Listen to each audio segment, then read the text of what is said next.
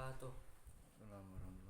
Alhamdulillahirabbil alamin wa bihi nasta'in wa ala umuri dunya waddin wassalatu wassalamu ala asrofil anbiya'i wal mursalin wa ala alihi wa ashabihi ajmain. Langsung saja duduknya sesi ini akan menyampaikan sebuah materi singkat ataupun kultum singkat yang berjudul tentang tazkiyatun nafas. Sebelum kita lanjut tentang tazkiyatun nafas, yang pertama kita mengenal apa itu tazkiyatun nafas ataupun pengertian dari tazkiyatun nafas. Jadi tazkiyatun nafas itu berasal dari bahasa Arab, yakni tazkiyah artinya pensucian dan nafas itu jiwa ataupun diri kita. Itu secara bahasa. Kemudian secara istilah ataupun secara yang luas, apa sih yang dibersihkan itu? Yang dibersihkan ataupun yang disucikan adalah segala sesuatu, segala semua perbuatan, tingkah laku, sifat yang itu merupakan akhlak yang tidak baik ataupun buruk. Sifat-sifat yang dalam diri kita, dalam hati kita, dalam jiwa kita yang buruk. Apa sih sifat-sifat yang buruk itu?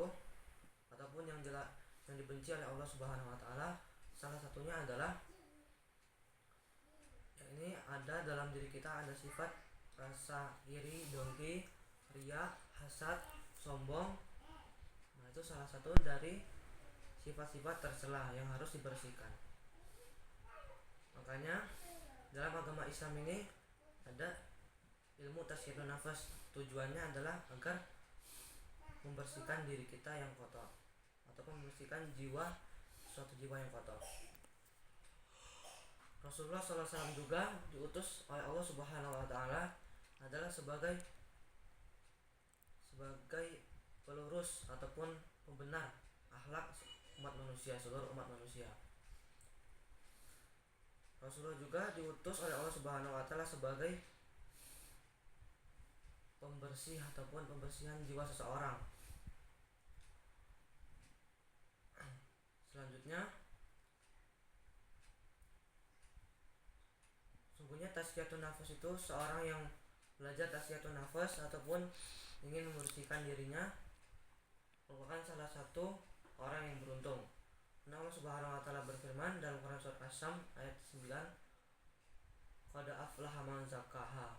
Ayat 10, qad khaba man dassaha. Yang artinya sungguh beruntung orang-orang yang mensucikan jiwa itu dan merugilah bagi orang-orang yang mengotorinya. Jadi orang yang dalam ayat ini Allah menjelaskan kepada kita bahwasannya orang-orang yang mensucikan jiwanya itu orangnya itu beruntung, dan lawannya yakni orang yang mengotorinya, yang tidak mau ke jalan yang benar, tidak mau ingin ke ajaran yang benar, tidak mau ke jalan yang benar, maka ia termasuk orang-orang yang merugi. Padahal memang disaha. Sungguh ia adalah orang-orang yang merugi. Maka dari itu adanya ilmu tazkiyatun nafas ini untuk membenarkan, mensucikan, membersihkan jiwa kita.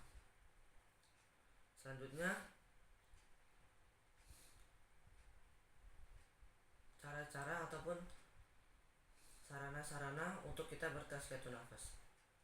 Jadi dalam bertazkiyatun nafas itu tidak langsung kita belajar tazkiyatun nafas, tiba-tiba hati kita bersih, tiba-tiba hati kita tenang, tiba-tiba jiwa kita bersih. Ada tahapan-tahapannya. Yang pertama, salah satu sarana kita ataupun cara kita untuk bertazkiyatun nafas adalah dengan kita menjauhkan diri kita dari sifat-sifat tercela.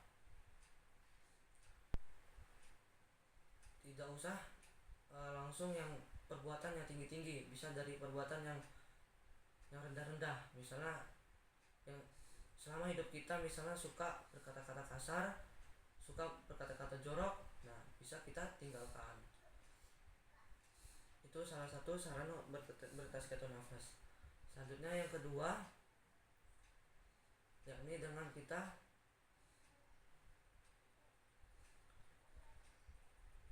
rajin beribadah kepada Allah Subhanahu wa taala ataupun selalu ingat kepada Allah Subhanahu wa taala.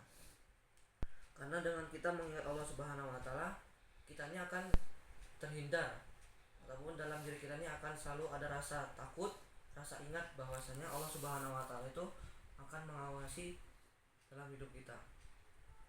Contohnya seperti kita ini ingin berbuat zalim kepada orang lain, ingin menipu ataupun ingin berbohong ataupun ingin mengusili orang lain, dan kita ingat bahwasanya perbuatannya adalah perbuatan yang dibenci oleh Allah Subhanahu wa taala dan akan mendapatkan dosa. Nah, salah satu contoh untuk kita agar selalu ingat kepada Allah Subhanahu wa taala adalah dengan kita selalu berzikir kepada Allah Subhanahu wa taala. Salah satu zikir yang umumnya adalah agar membuat hati kita tenang, agar membuat hati kita bersih, yakni ucapan subhanallah walhamdulillah wala ilaha illallah wallahu akbar. Ataupun juga bisa dengan kita selalu memohonkan ampun kepada Allah Subhanahu wa taala dengan mengucapkan nafas astaghfirullahalazim wa atubu ilaih. Dengan kita berzikir, selalu rajin, selalu berzikir kepada Allah Subhanahu wa taala, maka kita akan mendapatkan rasa bahwasanya kita ini selalu ingat kepada Allah Subhanahu wa taala. Dan dengan kita berzikir itu ada manfaatnya.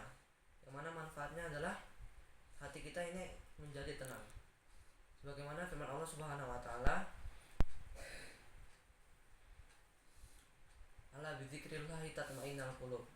Sungguhnya artinya bahwasanya zikir itu membuat hati itu menjadi tenang. Itu selanjutnya sarana ataupun cara-cara kita bertasbih nafas adalah yang ketiga. Yang selanjutnya adalah dengan kita selalu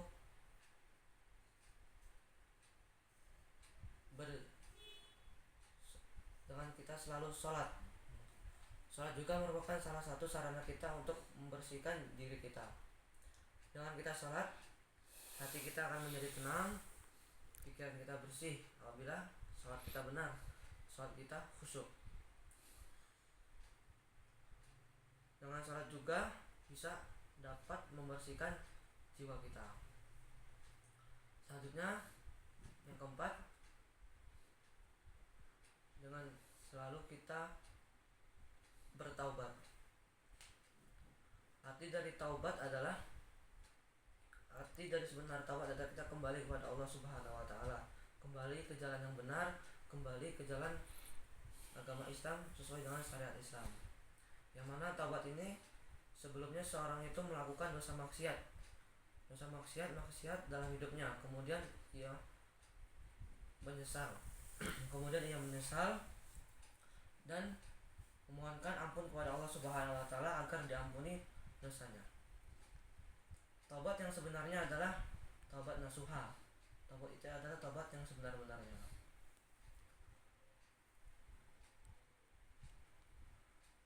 Mungkin cukup sekian dari saya. Apabila ada salah kata, saya mohon maaf. Pada Allah saya mohon ampun.